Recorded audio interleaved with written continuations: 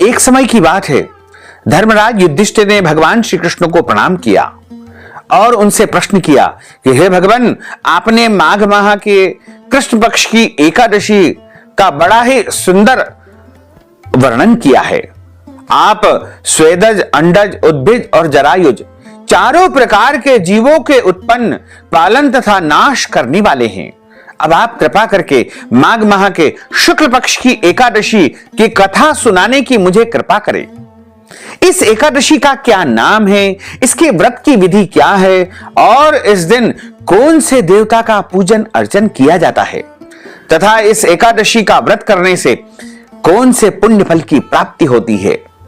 भगवान श्री कृष्ण कहने लगे कि हे राजन, इस एकादशी का नाम जया एकादशी है, अजा एकादशी है, भीष्म एकादशी है।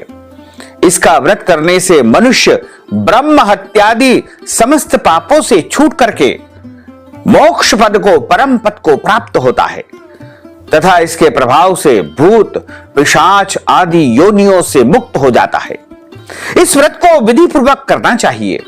अब मैं तुमसे पद्म पुराण में वर्णित इसकी दिव्य और ज्ञानमयी कथा की महिमा सुनाने जा रहा हूं। बड़े ध्यान से सुनिएगा। देवराज इंद्र स्वर्ग में राज्य करते थे और अन्य सब देवगण सुखपूर्वक स्वर्ग में निवास करते थे। एक समय इंद्र अपनी इच्छा के अनुसार नंदन वन में अप्सराओं के साथ में विहार कर रहे थे और गंधर्व गान कर रहे थे। उन गंधर्वों में प्रसिद्ध पुष्पदंत तथा उसकी कन्या पुष्पवती और चित्रसेन तथा उसकी स्त्री मालिनी भी उपस्थित थे। साथ ही मालिनी का पुत्र पुष्पवान और उसका पुत्र माल्यवान भी वहां पर उपस्थित था। पुष्पवती गंधर्व कन्या माल्यवान को देख करके उस पर मोहित हो गई और माल्यवान पर काम बाण चलाने लगी। उसने अपने रूप, लावण्य और हाव भाव से माल्यवान को वश में कर लिया।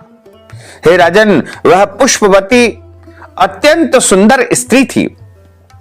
अब वे इंद्र को प्रसन्न करने के लिए गान करने लगे, परंतु परस्पर मोहित हो जाने के कारण उनका चित्त भ्रमित हो गया था। इनके ठीक प्रकार न गाने तथा स्वर ताल ठीक नहीं होने से इंद्र इनके प्रेम को समझ गया और उन्होंने इससे अपना अपमान समझ करके उन दोनों को श्राप दिया।